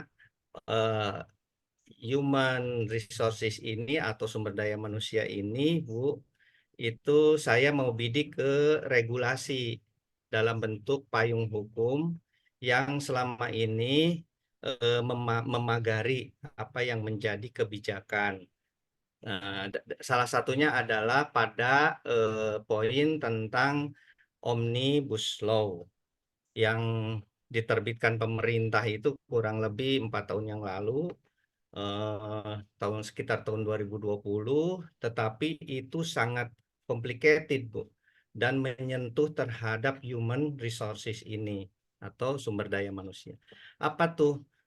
Yang menjadi masalah adalah ternyata pada prakteknya di semua lini sektor pun itu ternyata tidak berpihak terhadap human resources. Dalam hal ini saya mau masuk ke buruh, Bu, atau tenaga kerja. Karena sistem ini ternyata kontroversi dan ini sudah sekian tahun ini menjadi masalah terus gitu loh, Bu. Kalau dari kebijakan secara umumnya itu kan sebenarnya memangkas menyederhanakan kebijakan-kebijakan yang tidak perlu sehingga ujungnya nanti lebih ringkas dan akan menimbulkan daya saing dengan negara lain tentunya. Nah, tetapi pada prakteknya secara kenyataannya ini sangat jauh dari harapan. Sudah banyak dilakukan oleh serikat pekerja di dalam satu perusahaan, kebetulan saya di Kerawang, yang sangat banyak dengan perusahaan-perusahaan industri, dan ini hampir tiap hari atau dalam periode tertentu itu selalu ada demo-demo, Bu. Jadi dalam pengertian kesejahteraan mereka itu mereka memandang belum sinkron antara pemerintah, pekerja, dan juga pihak pengusaha. Nah, bagaimana ini, Bu, menyikapi ini? Maksud saya supaya tercipta tadi, kalau lihat teorinya sih sangat harmonis, sangat enak, sehingga memang ujungnya memang kita akan mendapat kompensasi sesuai dengan yang kita punya dari skill kita. Tetapi kenyataannya ini masih sangat jauh, Bu. Nah, kira-kira pertanyaan itu, Bu, dari saya. Terima kasih. Terima kasih Pak Erwin, betul ya. Omnibus Law itu sekarang lagi hangat-hangatnya dan sekarang menjadi bom waktu menurut saya. Sebetulnya idenya itu dari zaman kepemimpinan Bu Mega ya, mulai dari bagaimana men-outsourcingkan semua pekerja. Nah, terus akhirnya diundang-undangkanlah menjadi Omnibus Law. Dan ini betul sangat jauh sekali daripada yang dikonsepkan itu sendiri. Kalau di tataran pemerintah, khususnya di DPR, mah ada yang baik-baiknya saja gitu loh. Tapi ternyata di bawahan mah sangat-sangat bermasalah. Makanya salah satunya sekarang buruh itu membangun partai ya Pak, walaupun kalah gitu. Sebetulnya kan ini untuk memerangi Omnibus Law tersebut. Nah, demikian juga Omnibus Law sekarang untuk mengurangi pegawai negeri sipil kan akhirnya di P3K-kan gitu ya. Itu salah satu implementasinya. Ini sebetulnya akal-akalan saja Pak dari pemerintah supaya tidak mengeluarkan dana yang banyak. Akhirnya kan ditinjau per berapa tahun gitu. Untuk yang PNS sekarang kan sangat berkurang, hanya sekitar 40%. Awal-awalnya dari sana gitu. Terjadinya.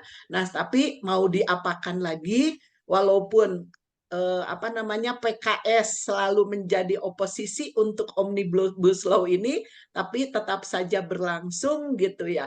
Nah, ini juga nanti May Day, ini tanggal 1 Mei, tentunya di daerah Pak Erwin akan terjadi besar-besaran demo. Nah, ya. Jadi kalau sekarang memang sulit ya kita meninjaunya mau di pihak pemerintah ya seperti itu, mau di pihak buruh ya juga menyakitkan gitu. Yang sekarang mah paling kita meninjaunya bahwa buruh-buruh tersebut harus diberikan kompensasi sesuai dengan UMR. Itu saja yang harus kita tinjau. Tapi kan kenyataannya buruh-buruh 40% masih di bawah UMR ya. Nah, itu ya sebetulnya fungsi daripada pengawasannya yang lemah gitu. Nah, salah satunya dari serikat pekerjanya. Serikat pekerja yang ada di industri kan sekarang dikebiri juga, Pak. Nggak Betul. ada apa namanya, nggak Power, ada power. bunyinya gitu. Jadi dalam kondisi chaos yang seperti ini, khususnya di bidang ketenaga kerjaan gitu, kita hanya bisa ya berucap dengan doa paling ya Pak ya. Kalau mau merubah juga bukan ranah kita gitu. Tapi kita juga tidak setuju gitu. Tapi kalau misalkan kita tidak setuju gitu, melampiaskan ketidaksetujuan secara emosional, apa kemana, pakai jalur apa? Jalur DPR aja sudah dikebiri gitu kan.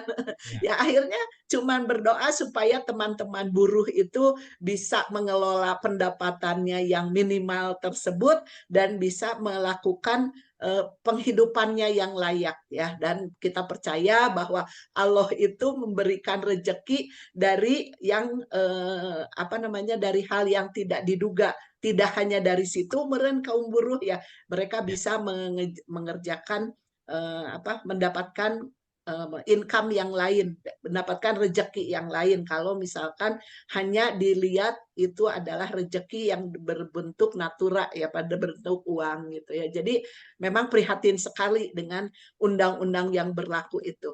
Dan sekarang juga di DPR kan kesaru di pembahasannya, kesaru dengan pemilihan presiden kemarin. Nah, nanti kalau presiden yang baru ini bagaimana memberlakukannya, wah itu tanda tanya besar ya. Jadi masalah Ya lagi, Pak Bu. Erwin, saya juga bingung itu untuk hal tersebut ya. Ya. Mangga Makanya Boleh, ini boleh, Bu, kita boleh bingung masukin. bersama saja Pak Erwin. Mangga Pak siap. Asep. Ya, Pak Sugeng mau komentar dulu, mangga. Pak Sugeng mungkin, Iya, mau nanggapi Pak Erwin sebenarnya. mangga, monggo. Kalau diperbolehkan nih, Bu karena Pak Dokter, Erwin bicaranya industri Silakan, soalnya. silakan. Terima kasih Pak Erwin. Karena saya dari awal melihat Pak Erwin kalau bertanya selalu kaitannya sama perusahaan Bu, karena beliau memang concern banget ke sana. Nah, memang eh, apalagi nih barusan yang disampaikan tadi terkait sama yang di daerah tempat daerah Pak Erwin yang serba apa tiap hari serba panas untuk unjuk rasa. Ini saya mari kita tidak melihat ke sana, menurut saya gitu. Mari kita bangun sendiri apa yang bisa kita lakukan dengan tentu dengan apa yang disampaikan sama Ibu Dokter tadi. Kita copotin satu persatu kita jalanin. Contohnya begini, saya eh, kalau bicara pendidikan itu LKP itu hanyalah hobi saya itu. Hobi itu betul-betul hobi itu sampai mati pun tuh hobi dan saya lakukan habis-habisan buat hobi ini. Beda sama dengan perusahaan yang saya punya.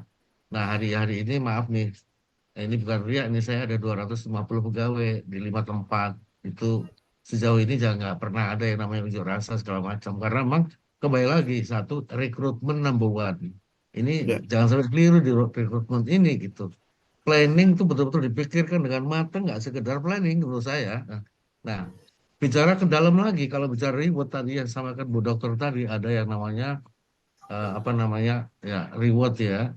Nah di sini kan banyak hal. Jadi di sini saya batasi dulu yang untuk karyawan saya, calon karyawan saya. Kalau di tempat saya nih pengalaman, saya tidak mengutamakan S1 Bapak Asep, Bu Dokter, Pak Erwin. Jadi saya mengambil istilah beyond saya itu S2. S2 itu S3 sorry. SD, SMP, SMA gitu maksudnya. Karena saya tidak beli ijazah. Saya tidak pernah membeli ijazah, tapi saya memberi ya melihat ya kemauan, kejujuran nanti di lapangan seperti apa anak ini bisa dikembangkan enggak untuk menjadi seperti seorang S1 gitu. Nah, seperti itu Bapak. Nah, itulah saya merekrut dari anak-anak seperti itu dan mereka ada yang akhirnya kuliah juga gitu ya dari kerjaan yang di tempat saya ini. Lalu rekrut kemudian tiap bulan itu ada beberapa tempat itu saya berikan insentif itu pasti dapat tuh setiap bulan tuh hampir semua karyawan dapat itu di tempatnya masing-masing itu. Nah kalau bicara kesejahteraan ya harusnya ngikut gitu. ya kita ngikuti aturan yang ada. Jadi maksud saya kalau bicara industri ya kita ya jangan, maksud saya mari nggak usah ngeliat omnibus law atau apa, menurut saya ini aja dari sini rekrutmen dulu, lalu kembangkan dengan baik, lalu kita masuk dengan hati, menurut saya ya, dari yang namanya si owner ini jangan seperti seorang yang dorong gitu, maaf ya, seperti cuma nunjuk-nunjuk aja gitu, nanti harus masuk gitu. Nah menurut saya itu. Nah, itu aja. Apalagi kalau bawa ke LKP. Nah, menurut saya kalau bicara unjuk rasa, di dunia pendidikan kan nggak mungkin juga ini. Nggak mungkin nanti Pak Asep setiap hari unjuk rasa ke DPR, kan nggak mungkin ya, gara-gara Omnibus Law. Nah, menurut Baik, saya itu Pak, terima Pak kasih Asep, Bu. Pak. Maaf, Bu. Terima kasih Bu. Terima kasih Pak Sugeng. Apa namanya? Memang itu kita harus berdiri pada posisi yang ada di kita sehingga kita bisa memperbaikinya ya. Itu.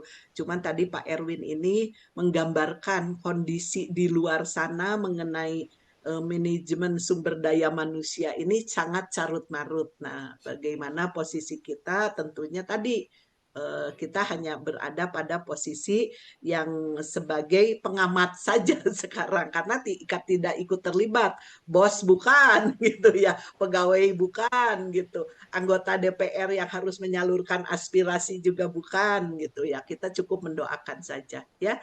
Pak Sugeng Ya. terus berkarya, Pak Erwin juga di UMKM-nya tentunya menjadikan UMKM Pak Erwin maupun Pak Sugeng tetap maju dan menjadikan andalannya di pengembangan sumber daya manusia. Pak Asep, silahkan Pak. Kita ada waktu setengah jam lagi ya. Jam 9, udah selesai? Sudah jam 9 mah, Bu. Setengah Udah 10. selesai? Enggak, kuliahnya? Sampai jam berapa? Setengah 10, Bu. Enggak Ya. Pak Asep. Terima kasih Bu Dokter, teman-teman sekalian. Ini tema yang cukup menarik ya di dalam kuliah tentang Human Capital Development. Tadi mungkin Pak Erwin, Pak Sugeng, kemudian teman-teman ini menyoroti tentang perusahaan. Padahal kalau kita kembalikan sebenarnya human capital dalam pendidikan ini lebih kompleks juga ternyata Bu. Kalau saya pantau di dalam dari akar permasalahan ya, yang kalau misalkan kita lihat ini yang jadi guru itu Bu, ini kan istilahnya ini pilihan kedua bagi anak-anak SMA gitu Bu. Jadi kalau misalkan tidak masuk ke perguruan tinggi yang dicita-citakan, biasanya mereka agak males gitu kalau misalkan melihat misalkan nantinya akhirnya jadi guru. Jadi sebenarnya dari faktor SDM guru, kalau misalkan di entah ya apakah ada penelitian atau tidak, ini saya belum membaca lebih gamblang. Ini di kalangan anak SMA aja, kalau misalkan ditanya siapa yang mau melanjutkan dulu, kalau dulu zaman saya itu ke IKIP ya Bu ya, ke IKIP Bandung gitu ya, ke IKIP. Itu diem semua Bu, karena saya juga sebenarnya tidak bercita-cita jadi guru gitu awalnya Bu. Saya sebenarnya lemparan dari IPB Bu, saya itu. Jadi PMDK-nya ke IPB, cuman ada penerimaan untuk PMDK ke IKIP dulu. Jadi akhirnya pilihannya dari IPB dilempar ke IKIP. Awalnya itu Bu. Jadi cuman mencintai profesi guru ini sebenarnya ketika sudah terjun di lapangan. Awalnya itu sama sekali tidak berkeinginan untuk jadi guru. Nah, maksud saya ini dihubungkan dengan human capital. Jadi basicnya aja sebenarnya SDM guru ini di lapangan ini mungkin pilihan kedua. Jadi orang-orang yang punya qualified yang khusus, yang punya kompetensi yang keren atau anak-anak yang pinter di SMA-nya, itu jarang sekali memilih profesi menjadi guru ya. Itu akhirnya dunia pendidikan punten ya. Dunia pendidikan sekarang kalau saya lihat kenapa pendidikan di Indonesia misalkan ini hanya asumsi saya aja gitu ya Bu ya. Pendidikan di Indonesia tidak maju karena mungkin faktor SDM gurunya juga qualified-nya mungkin dari segi tadi kalau Ibu melihatnya mungkin dari sisi pengetahuan, bagaimana kesejahteraan dan sebagainya. Ternyata hasil analisis juga ketika kesejahteraan guru dinaikkan dengan adanya sertifikasi, dengan adanya tunjangan-tunjangan yang lain, ternyata tidak membuat dunia pendidikan di Indonesia ini melejit gitu Bu. Jadi sebenarnya faktor-faktor kesejahteraan juga sebenarnya tidak lantas ini membuat pengembangan pendidikan di Indonesia ini maju lebih dibandingkan negara-negara yang lain. Kalau beberapa tahun ke belakang saya berkeliling ke 3 negara, Bu. Saya lihat di Singapura, kemudian di Malaysia, kemudian di Thailand, kita sangat sangat ketinggalan sekali lah kalau misalkan dari sisi pola pendidikan dan sebagainya. Nah, apakah ini juga disebabkan oleh human capital atau seperti apa gitu, Bu? Yang kalau saya analisis saya sebenarnya ini kembali kepada perekrutan guru-guru itu sendiri gitu ya. Yang saya lihat juga dengan sekarang punten ya, dengan adanya kasus, mungkin Pak Yuyus bisa cerita lah, P3K lah. Mungkin ada teman-teman yang sekarang P3K. Nah, ini dengan P3K sekarang ini juga kelihatannya banyak sekali anak-anak atau misalkan teman-teman yang P3K, pola perekrutan seperti ini akhirnya juga di dunia pendidikan di sekolah-sekolah tidak menyebabkan kemajuan lah, kalau bahasa saya kemajuan dalam pendidikan di Indonesia gitu, Bu, khususnya gitu untuk SMA. Itu mungkin satu ya, Bu, mohon Ibu mungkin bisa memberikan arahan ke kami yang guru-guru di level SMA ataupun di pendidikan menengah ataupun di pendidikan dasar gitu ya, Bu, ya. Karena sekarang kasus-kasus yang saya temukan ini kompetensi atau misalkan loyalitas dari guru-guru guru-guru yang baru ini, yang baru-baru masuk, itu kelihatannya tidak seperti ketika saya masuk gitu. Ya, apakah ini perasaan saya atau misalkan kondisi di lapangan juga apakah karena situasi dan kondisi. Itu mungkin yang pertama ya, Bu. Kemudian yang kedua ini tantangan di dunia teknologi, Bu. Sekarang kan banyak kecerdasan buatan ya, Bu, ya. Bahkan dengar-dengar katanya di beberapa negara guru bisa digantikan oleh robot gitu, Bu. Nah, ini dan mereka kan robot itu mungkin sudah diprogram, dikonsep, mereka lebih profesional dibandingkan guru dari manusia kalau bahasa saya. Namun kalau saya sih berasumsi kalau guru kan punya hati ya, Bu, ya, punya chemistry. Tidak bisa semua robot itu menggantikan profesi guru gitu ya, Bu, ya. Tapi ini asumsi saya, apakah ini benar nanti di mungkin 20 tahun yang akan datang, 30 tahun yang akan datang, ini dunia-dunia perguruan ini akan tergilas kalau misalkan kita tidak menyesuaikan dengan kemajuan perkembangan zaman gitu. Itu mungkin, Bu. Terima kasih. Mohon maaf kalau ada yang melenceng sedikit. Assalamualaikum warahmatullahi wabarakatuh. Waalaikumsalam. Terima kasih Pak Waalaikumsalam. Asep ya. Itu tinjauannya sangat bagus ya. Salah satunya tadi bagaimana motivasi daripada guru ini karena bukan kahayangna gitu ya Pak Asep ya. Jadi awalnya dari bagaimana latar belakang guru itu yang menghasilkan pekerjaannya sehingga ya jadi kalau kata orang Sunda mah mi dua hate gitu Pak, tidak sesuai dengan keinginan hati gitu ya. Tapi itu jangan menjadi apa namanya, memang permasalahan manajemen sumber daya manusia atau HR, sumber daya manusia di dunia pendidikan itu sangat kompleks. Karena apa? Karena 60% daripada yang harus kita kelola ya sumber daya manusia. Kita lebih bagus mengelola sarana prasarana dan lain-lain lah daripada mengelola sumber daya manusia, karena banyak sekali faktor terkaitnya. Bagaimana kita harus mengelola intelektualnya, bagaimana kita harus mengelola emosionalnya, bagaimana kita harus mengelola sosialnya, bagaimana harus menumbuhkan selalu keikhlasan, ketabahan kepada guru tersebut, dan juga salah satunya bagaimana kita memperhatikan kesehatan mereka ya. Karena misalkan kompensasi secara keuangan belum sesuai dengan yang diharapkan ya. Jadi tinjauan Pak Asep ini mungkin salah satunya ada benarnya juga, yang berkaitan dengan motivasi menjadi guru ini karena tidak sesuai dengan keinginan gitu ya. Bukan rendah Pak, kepala linter guru ini, tapi karena emosionalnya itu tidak klik gitu ya, sehingga kejadian Pak Asep tuh disamaratakan. Yang Pak Asep asalnya mau ke IPB, oh meren guru teh teu maju teh gara-gara tidak sesuai dengan apa yang menjadi keinginan ya. Nah, tugas leader ini yang tadi harus membangun modal-modal sosial, yang menjadi modal sosial tadi yang ada pada guru tersebut. Sulit itu memang mengelolanya karena banyak faktor terkaitnya. Tapi harapannya tidak menjadi itu menjadi kelas 2, Pak. Jadi tidak menjadikan tidak pede kepada guru tersebut. Karena IPB juga misalkan contoh tidak banyak lulusan-lulusan IPB yang maksudnya menganggur. Karena IPB itu institut fleksibel banget kan ya Pak ya. Katanya jangan berharap bertani ke lulusan IPB, saya juga lulusan IPB Pak gitu. Kalau lulusan IPB itu karena institut fleksibel banget, dia bisa berkarya di perbankan, bisa berkarya juga di ini dan sangat sukses. Banyak lulusan IPB yang sukses bukan pada bidang pertaniannya, makanya disebut institut fleksibel banget. Nah, makanya sekarang UPI itu supaya menjangkaunya lebih luas, tidak IKIP ilmu keguruan. Institut ya, apa ya IKIP tuh? Institut Keguruan. Institut Dan Keguruan.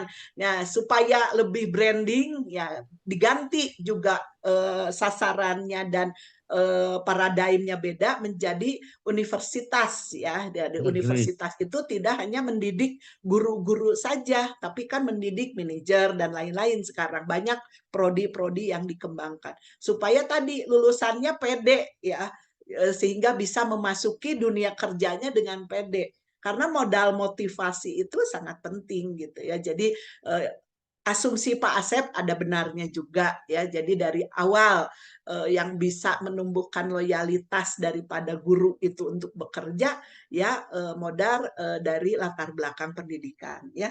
Yang berikutnya apa tadi ya? Jadi jangan mengeluh mengenai hasil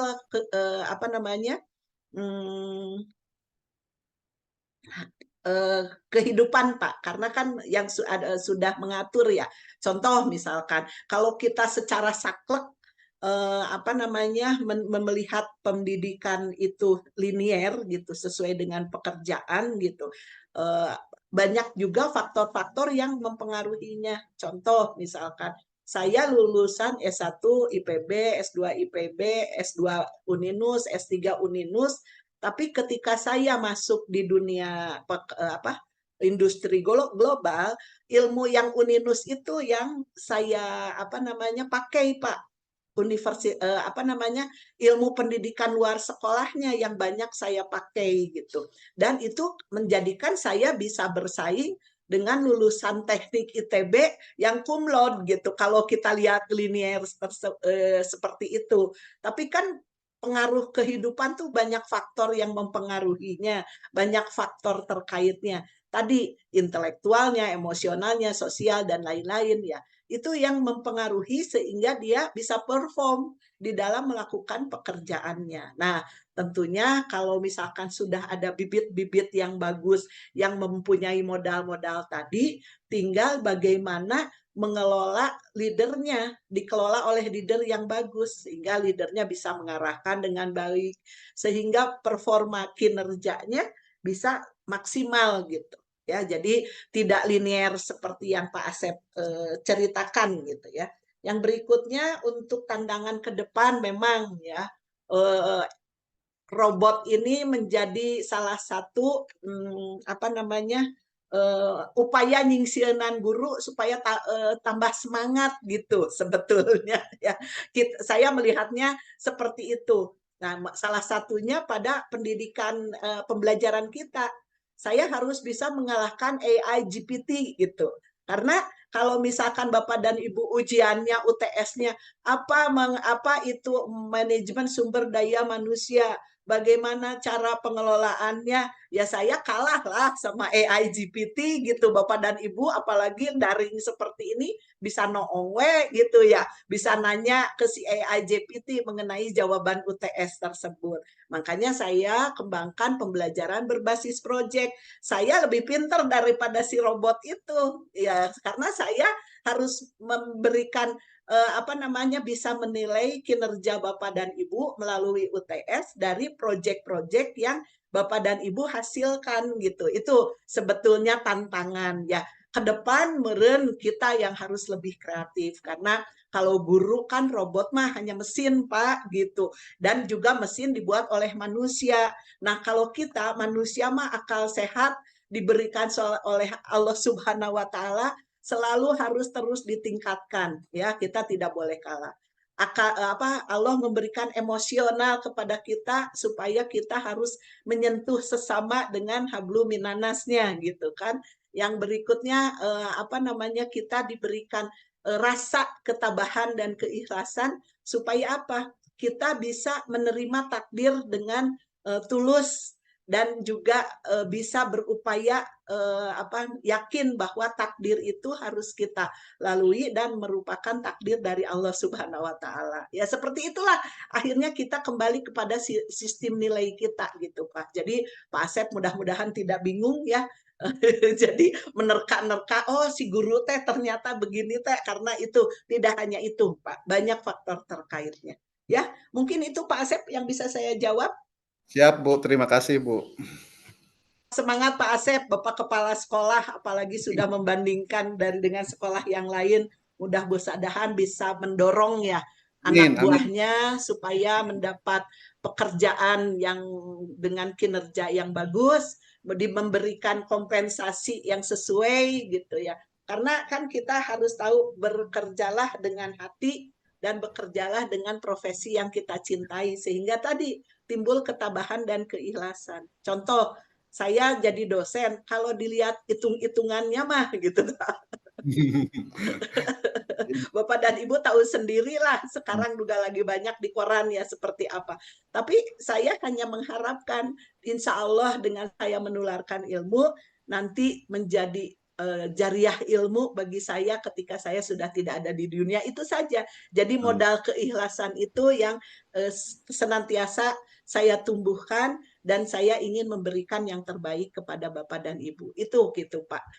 Sistem nilainya. Kalau dilihat dari uang mah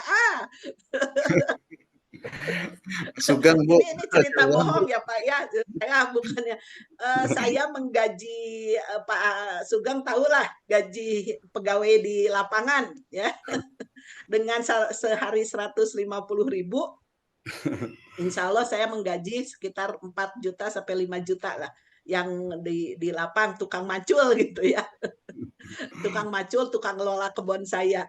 Tapi kalau misalkan dibandingkan profesi saya dengan menjadi dosen, beda banget Pak.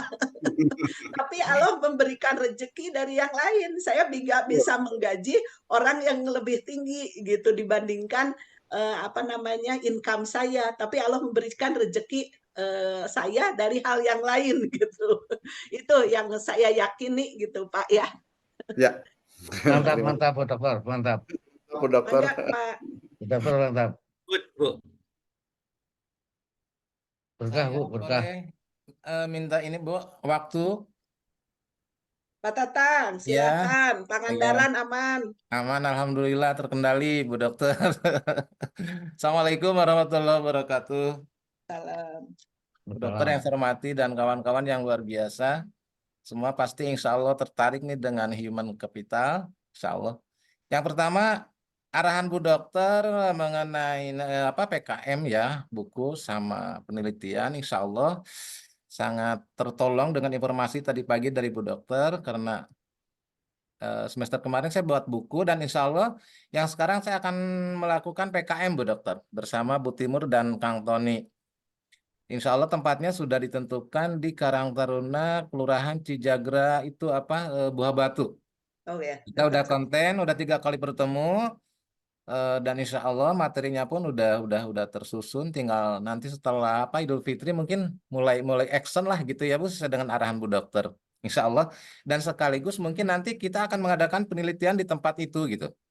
Jadi ada istilah 3-in-1 kata Bu Dokter, PKM, penelitian, dan refreshing. Mungkin insya Allah seperti itu, Dokter. 2R ya Pak.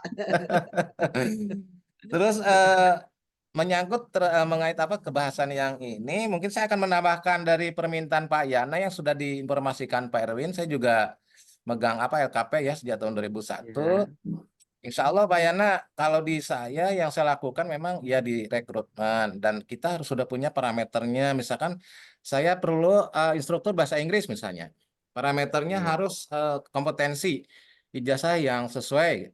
Jadi S1 bahasa Inggris, terus IPK-nya misalkan minimal 3, itu parameternya seperti itu. Nanti kita bikin fakta integritas Pak kalau di saya. Setelah jadi nego, fakta integritas, pertanggungjawaban bekerja, baru bikin SOP. SOP, sistem operasional prosedur bahwa bekerja instruktur di lembaga Japakam itu seperti apa, kita susun SOP-nya. Sehingga keduanya tidak akan keluar dari rel yang sudah dibuat dalam SOP. Nah, yang paling penting Pak Yana, di tempat saya selalu menerapkan sistem ini, TRC, istilahnya TRC, ada trust, percaya. Kalau udah terima tuh kita udah percaya deh. Mereka tuh akan berbakti di lembaga kita. Dia akan berbaik, dia akan mengabdi, dia akan memajukan perusahaan kita. Terus setelah trust itu ada respect, kita hormati. Kita bantu apa yang mempunyai kesulitan untuk memajukan perusahaan kita. Baru yang C-nya kredibel. Kita kasih kesempatan, kemampuan dia untuk mengabdi, loyal di perusahaan kita untuk menghasilkan. Nah, itu teknik di tempat saya itu seperti itu Pak Yana, dan alhamdulillah terjadi sinergi harmonis. Bahkan apapun program kita, tujuan kita mau ada lomba, mau akreditasi, mau apa, kalau udah harmonis nikmat sekali itu terasanya. Termasuk nanti juga di saat ada penghasilan lebih dari target, karena dengan harmonis tadi kita bisa bagi-bagi, enak banget lah insya Allah Pak Yana. Itu yang bisa saya lakukan di tempat saya seperti itu. Cuman saya sekalipun ditawarin ya, ada beberapa program dari Disdik, Disnaker suka ngajak ya kerjasama untuk ada bantuan apa gitu. Untuk sementara ini saya belum pernah gitu ya sebelum mereka. Alhamdulillah karena selama ini lembaga kita dari siswa reguler pun semua biaya operasional sudah tertutup. Nah, kecuali mungkin nanti kalau kita udah nggak ada siswa gitu, terus mungkin kita cari solusi lagi lah. Seperti itu Pak Yana ya di tempat saya. Terus yang ketiga, Bu Dokter, tadi pertanyaan Pak Erwin saya sangat setuju sebenarnya. Pak Erwin sudah, menurut saya dia cerdas ya, cerdas lebih dari saya sebenarnya tuh. Dia sudah bisa mengevaluasi kebijakan publik di outsourcing yang di Undang-Undang Cipta Kerja kalau nggak salah itu. Dan saya kenapa setuju dengan Pak Erwin? Itu kalau kita baca buku referensi dari Pak Dr. Waska Warta ya, yang tentang analisis kebijakan publik, ternyata kita sebagai pelajar mahasiswa berhak ternyata untuk mengevaluasi kebijakan publik gitu, mengevaluasi policy government.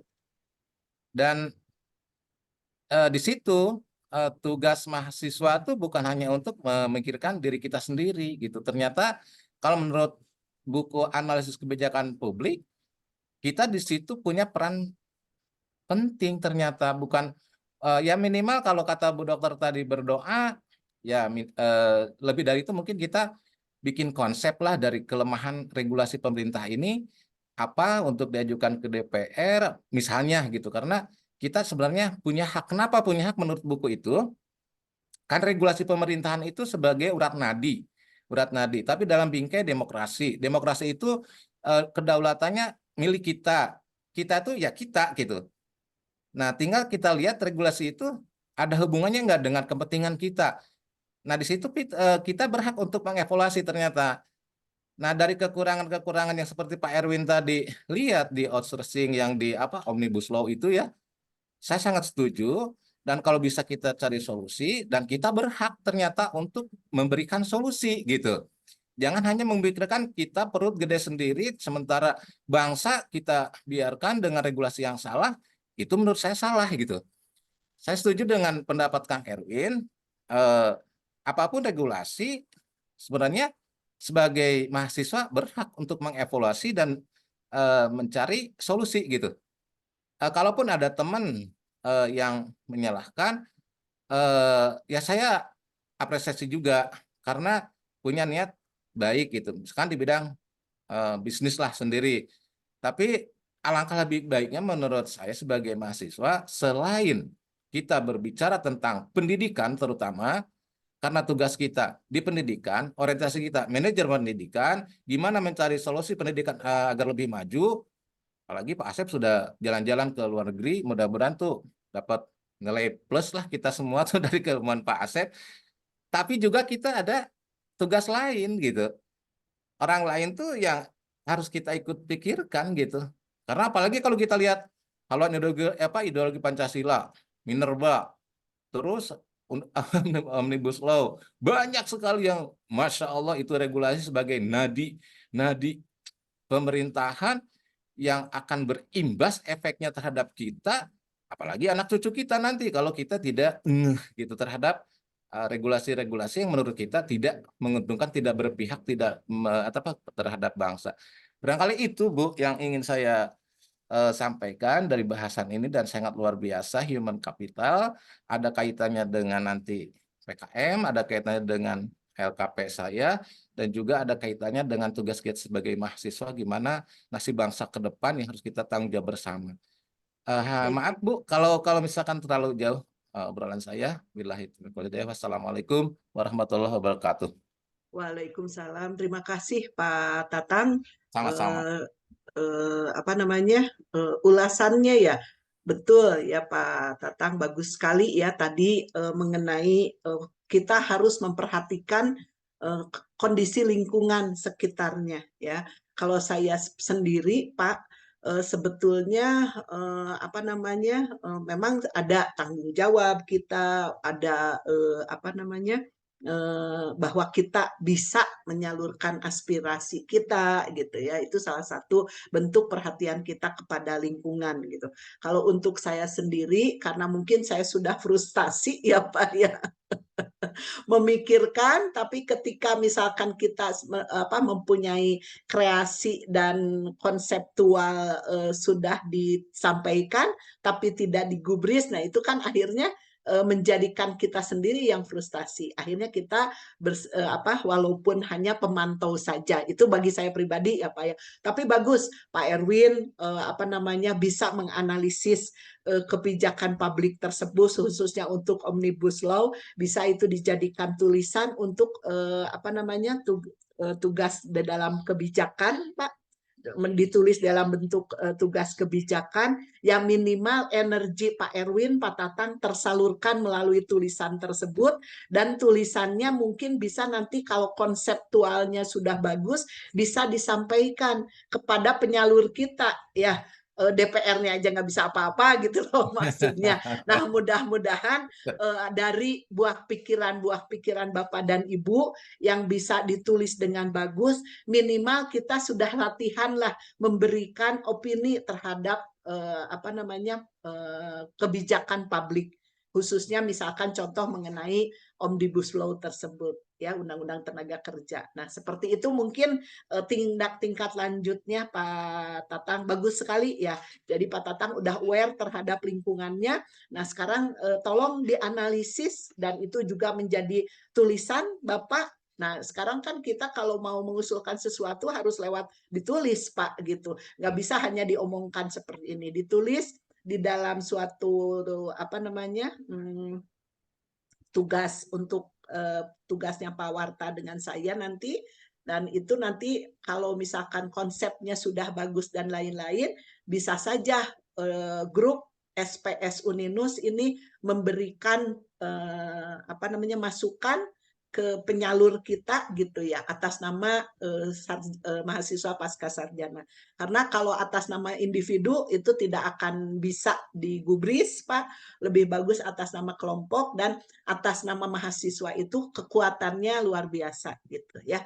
Itu mungkin. Yang berikutnya untuk PKM Pak, alhamdulillah ya PKM mau dilaksanakan di Karang Taruna. banyak yang bisa digali, Pak. Terutama sekarang kan kondisi Karang Taruna itu sudah ada dan tiada ya. Nah, sekarang mungkin dengan adanya kegiatan dari teman-teman bisa mengembalikan fungsi Karang Taruna tersebut gitu ya. Jadi bisa jalan lagi gitu, bisa bersemangat kembali karena Karang Taruna juga kan menjadi bagian daripada organisasi pembangunan kita. Nah, untuk hal tersebut tolong dipersiapkan MOU-nya, Pak. Nanti silahkan hubungi Pak Mirwan untuk surat izin maupun MOU antara teman-teman dengan Karang Taruna. Siap, Nanti Bu Dokter. diminta saya nanti menghubungi Pak Mirwan juga untuk disiapkan. Cuman alamatnya saja, Pak Tatang. Iya. Nah, terus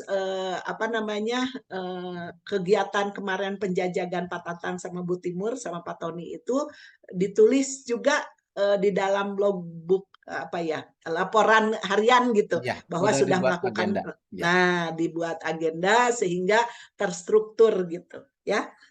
Nah, berikutnya tadi saya menarik sekali Pak Tatang di LKP. Ya, LKP Pak Tatang alhamdulillah sudah maju dan itu bisa menjadi model ya. Ini kelas ini hebat semua. Ada yang punya LKP yang sudah bagus ya, Pak Tatang, Pak Sugeng, terus ada juga satuan pendidikan yang lain baik pesantren maupun sekolah juga yang bisa menjadi contoh dan itu bisa juga menjadi bahan penelitian, Pak. Mungkin Pak Tatang nanti ada teman-teman baik dari kelas ini maupun kelas yang lain ada penelitian di LKP Pak Tatang gitu. Supaya juga LKP Pak Tatang memberikan feedback bagaimana untuk lebih meningkatkan kinerja di LKP tersebut ya. Yang berikutnya untuk TRC itu menarik Pak ya. Jadi trust ya. Trust ya, Jadi kepercayaan, Bu. di kepercayaan itu memang utama yang dibangun ketika kita supaya antara organisasi dengan SDM yang baru masuk ini tidak seudon, tidak seudon. Tapi kepercayaan itu kan tentunya harus terus di-upgrade Pak gitu. Betul, betul. Ya, nu atos oge gitu. Tidak dibiarkan gitu. Jadi harus selalu senantiasa dibangun, senantiasa di-refresh gitu ya. Karena pembiaran itu yang menjadikan lembaga, saya melihat lembaga pendidikan ini pada turun Pak gitu. Malah bukan meningkat karena dibiarkan, tidak dibina gitu. Akhirnya tidak sesuai lagi dengan tuntutan zaman karena tadi merasa percaya. Contoh misalkan Uninus saja ketika merekrut dosen emang selama ini sudah ada pembinaan gitu nggak ada Pak gitu karena mungkin percaya gitu yang direkrut para linter yang direkrut ini bisa mempunyai kompetensi yang tinggi pokoknya mah percanten lah kabu oke gitu. Nah, salah satunya seperti itu tapi tidak terus dibina akhirnya kan ria ya si dosen itu kuma aing weh gitu. Terus akhirnya tidak senantiasa di-refresh, tidak senantiasa di-upgrade pengetahuannya. Hanya keinginan-keinginan individu saja sebetulnya. Saya perlu nih peningkatan di bidang penelitian. Saya cari-cari pendaftaran. Tidak dikelola oleh organisasinya. Yang bagus itu adalah yang dikelola organisasinya. Ya, tadi saya contohkan kalau di organisasi global itu untuk pelatihan saja kita sudah terskema Pak. Kita ditawarkan pada tahun berjalan, tahun berikutnya kita sudah harus pelatihan karena apa? Mereka si SDM merencanakan misalkan biaya pelatihan saya berapa ribu dolar untuk mendapatkan sertifikasi apa gitu. Nah, sertifikasi itu menjadikan tolok ukur ketika perusahaan tersebut terakreditasi kan gitu. Misalkan bagaimana saya merefresh di bidang pengelolaan lingkungan. Nah, setelah pelatihan di bidang di KLHK saya mendapatkan sertifikasi menjadi advisor. Nah, advisor ini sertifikatnya bisa dipakai oleh perusahaan supaya operasionalnya cukup terus jalan gitu. Salah satunya persyaratannya seperti itu. Jadi betul-betul harus dikelola tidak hanya menjadikan kepercayaan itu nomor satu ya, tapi terus harus dikelola. Dan tadi ada R-nya apa Pak? Respect, Bu.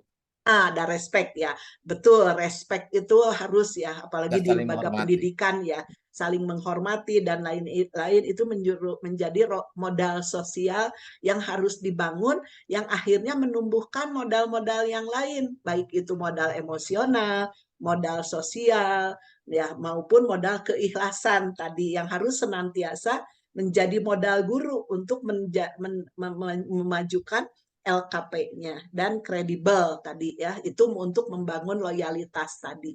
Terima kasih Pak Tatang. Sama-sama, Bu Mudah-mudahan Dokter. ini menjadi hal yang baik bagi kita semua, menjadi Amin. gambaran. Dan Bapak dan Ibu, alhamdulillah waktunya sudah selesai ya Pak ya. Saya Ya, ngomong pas, aja haus. pas sekali, Bu. Udah 9:30, pas banget. Oh ya, terima kasih atas perhatiannya. Diskusinya cukup ramai dan hangat. Mohon maaf kalau ada kata-kata yang kurang berkenan. Ya, kita tutup kegiatan kita dengan ucapan hamdalah, alhamdulillah, Alhamdulillah. Alhamdulillah. Amin. Jam 10 ya. Ya. Pak Waska nanti yang ngobrol sama Pak. Terima kasih ya Pak. Ya. Assalamualaikum. Salam Waalaikumsalam warahmatullahi wabarakatuh.